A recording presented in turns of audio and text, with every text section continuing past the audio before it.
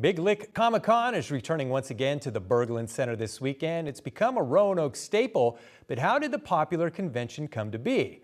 WFXR's Nick Noliff sat down with the convention's founder to find out.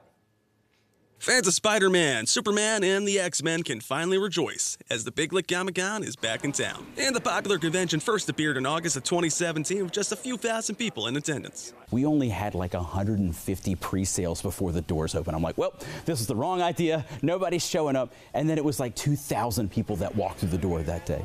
And the number of attendees has skyrocketed over the years. Now we have tens of thousands of ticket buyers each year. The event was popular enough to expand to 2 conventions a year. Literally, it was just so cool of a feeling to celebrate an event like that I could not wait until the following August. So we immediately did one the following February, and then went from there to where it was twice a year, every February and August, and haven't stopped since. But for founder J.D. Suffin, well, he's always found himself drawn to comics.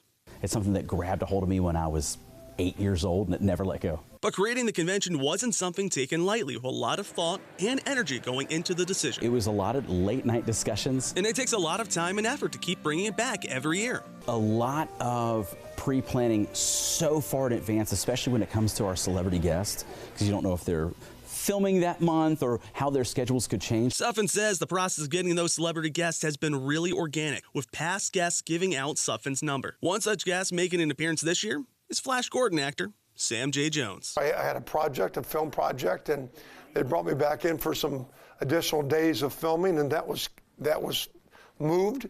And I said, hey, JD, I said, I know your event's only a couple weeks away. This one right here.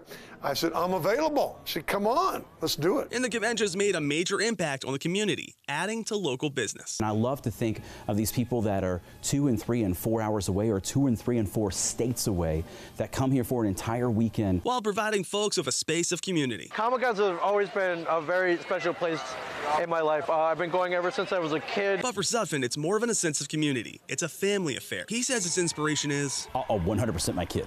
You know, the Comic-Con is something that, you know, he's 9 years old now. He's literally grown up with Daddy having a Comic-Con. And spending time with him is part of what makes the convention worth it. My absolute favorite part of the Comic-Con is when it's usually in the middle of the day on Sunday, when it's not so crazy, that we get to walk around.